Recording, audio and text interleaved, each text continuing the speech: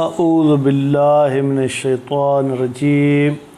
بسم اللہ الرحمن الرحیم وبہ نستعین۔ الحمدللہ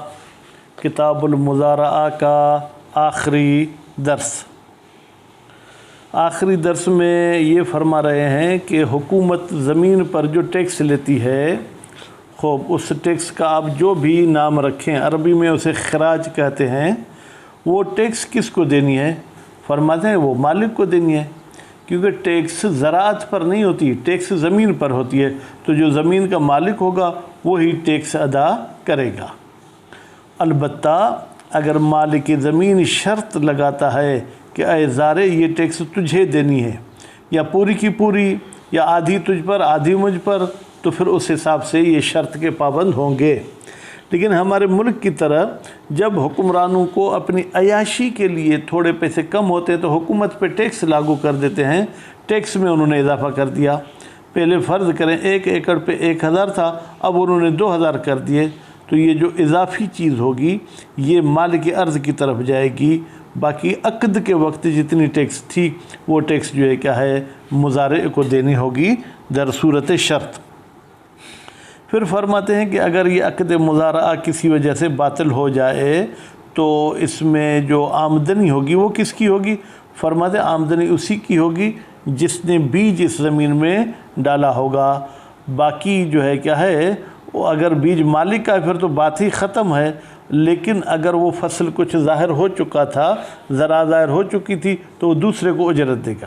اور اگر بیج جو زارع کا تھا تو یہ زراعت بھی زارع کی ہوگی، یہ مالک ارض کو جو ہے کیا ہے وہ زمین کا کرایہ دے دے گا۔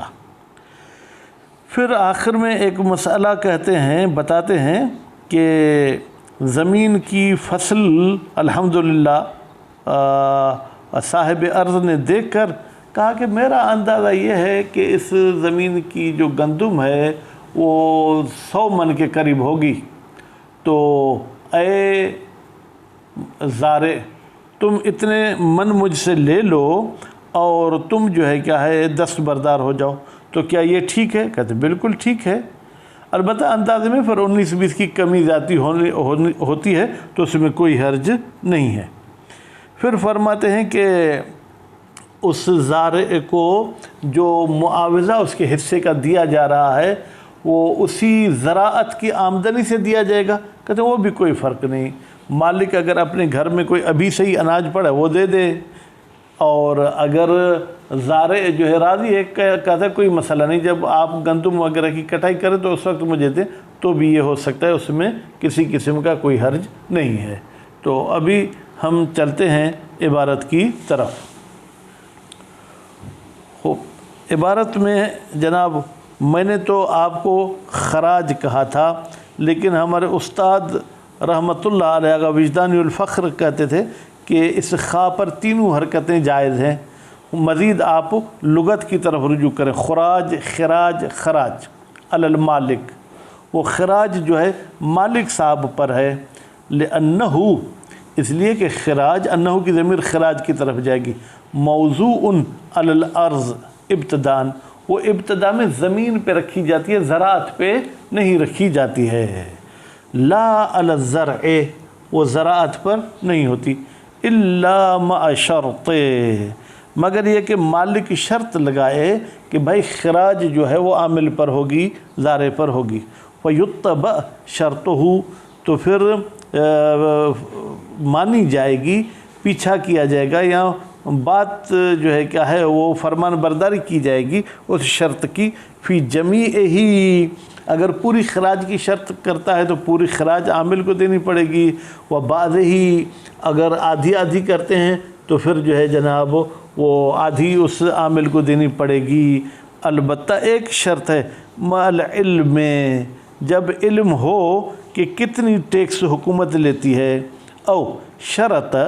یا مالک شرط لگاتا ہے، قدر معین من ہو کہ بھائی 500 روپے تم دینا، اب ٹیکس 5000 ہو 50,000 اس سے کوئی سروکار نہیں ہے۔ ولو شرط پڑھیں گے تو اس کا فاعل ہوگا مالک، शुरता पढ़ेंगे तो इसका नायब फ़ाइल होगा खिराज। बहरहाल अगर शर्त की गई टैक्स की मालिक आमिल पर फ़ज़ाद सुल्तानो फ़ी है, फिर हुक्मरान साहब ने क्या कर दिया, उस खराज में इजाफ़ा कर दिया, ज़ियादतन ज़्यादा करना, फ़हिया तो ये जो ज़्यादती है अला साहिबिल अर्ज़, ये ज़मीन के मालिक पर होगी। लिअन्न शर्त लम यतनावलहा, इसलिए कि शर्त जो है उस ज़्यादती को शामिल नहीं है। व इज़ा बतलतिल मुज़ारअतु, जब मुज़ारआ बातिल हो जाए किसी सबब से, फ़लहासिलो तो जो उससे हमें ज़राअत मिलती है, लिसाहिबिल बज़र वो उसी की होगी कि जिसने बीज डाला होगा। व अलैहि और साहिब बज़र पर लाजमी है अल उजरतो वो उजरत दे, किसके लिए, लिल बाकी। बाकी का मतलब क्या है,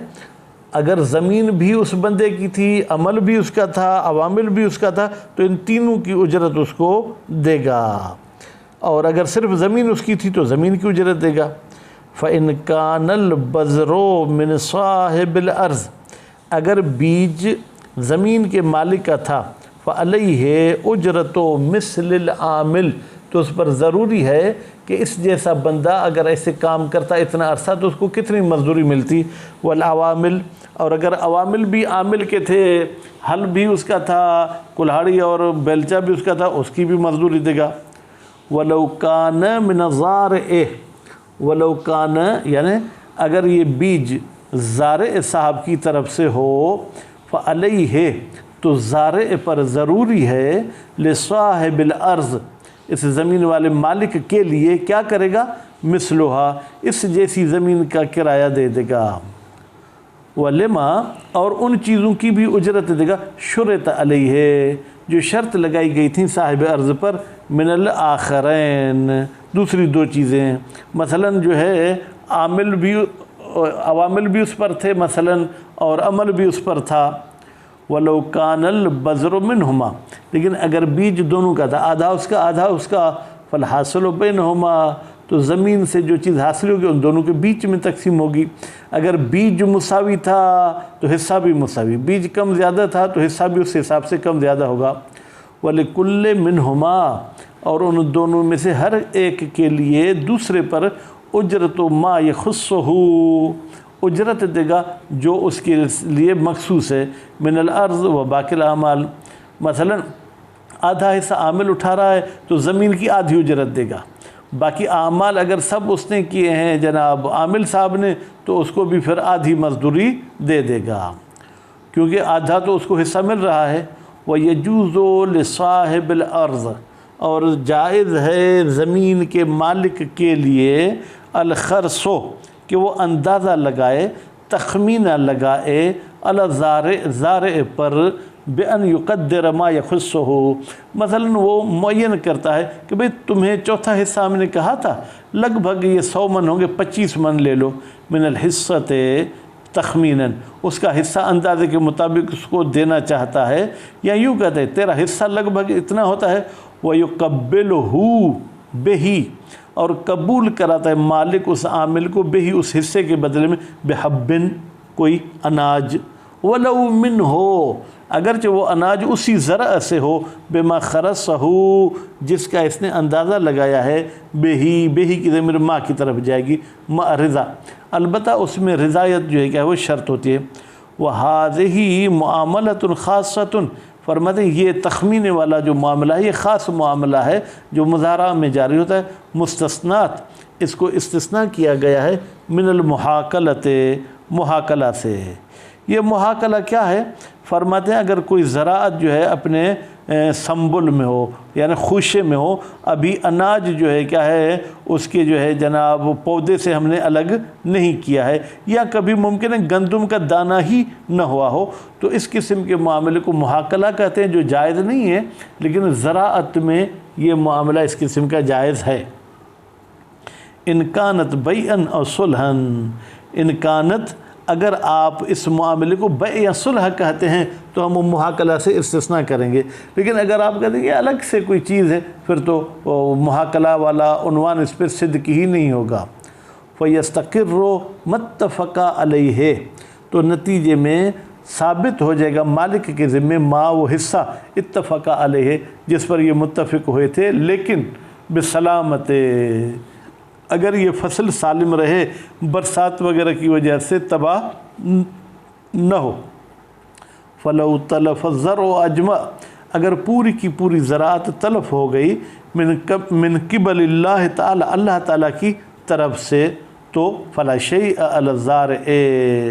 تو زارع پر کوئی چیز نہیں ہوگی۔ خوب، یعنی کیا؟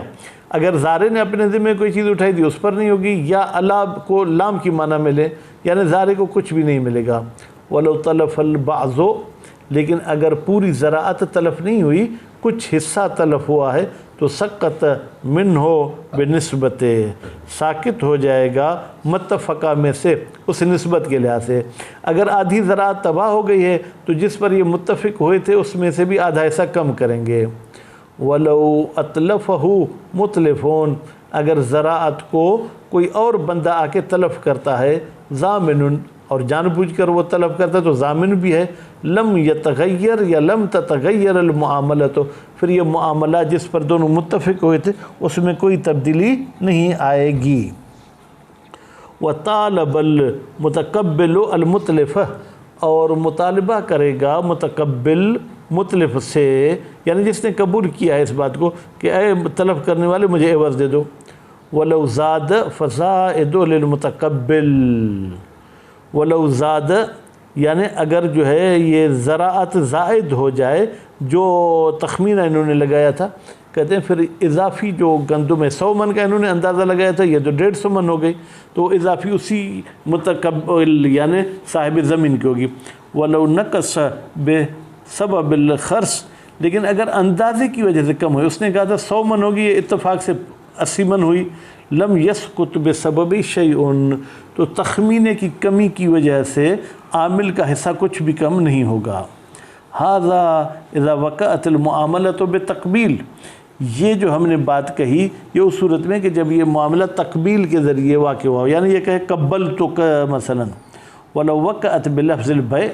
لیکن اگر کہتے ہیں بعت ھذا الحب بحصتک، یا وہ زارع کہتے ہیں بعت حصتی بہذا الحب مثلا اشترط فیہ شرائطہ، تو پھر اس معاملے میں بیع والی شرائط سب کے سب ضروری ہیں۔ وہ کیا شرائط ہیں کہ بھائی اگر عوض اور معوض ایک ہی جنس سے ہوں تو اس میں کمی زیادتی نہ ہو، کیونکہ ربا لازم آتی ہے۔ ما احتمال کونہ کذالک، جبکہ احتمال یہ ہے کہ یہ معاملہ تخمینے والا بیع کے ساتھ واقع ہو سکتا ہے، تو پھر اس صورت میں ہم اس کو کہیں گے کہ اگر تقبیل کے ساتھ واقع ہو تو بھی وہی مسئلہ ہے، اور بیع کے ساتھ واقع ہو تو بھی حکم وہی تقبیل والا ہے۔ وَلَوْ وَقَعَ بِلَفْظِ الصُّلْحِ فَظَاهِرُ أَنَّهُ كَالْبَيْعِ، اور اگر یہ معاملہ لفظ صلح کے ساتھ واقع ہو تو صالحتک، ٹھیک ہے، تو بھی ایسا ہی بیع والا مسئلہ ہے، یعنی شرائط بیع کو مد نظر رکھنا ہوگا کہ اگر عوض معوض ایک ہی جنس کے ہیں تو اس میں کمی زیادتی نہ ہو۔ فیما خالف الاصل علی موضع الیقین، ہم اکتفا کریں گے، ٹھہریں گے اس مسئلے میں جو خلاف اصل ہے۔ بھائی تقبیل میں تو ایک ہی جنس میں کمی زیادتی بھی ہو سکتی ہے، تو وہ موضع یقین بھی تقبیل ہے، صلح بھی موضع یقین نہیں ہے، بیع بھی موضع یقین نہیں ہے۔ وقد تقدم الکلام فی ھذہ القبالۃ فی البیع، کہتے ہیں کہ اس قبالے کی مزید گفتگو جو ہے بیع میں یعنی کتاب متاجر میں گزر چکی، وہاں آپ رجوع کر سکتے ہیں۔ تو الحمدللہ آج ہماری کتاب المزارعہ ختم ہوئی، اور لمہ سوم کی باقی ایک کتاب رہتی ہے، اللہ تعالیٰ نے توفیق دی تو کتاب المساقات اگلے درس میں پڑھیں گے۔ وصلی اللہ علی محمد و آل محمد۔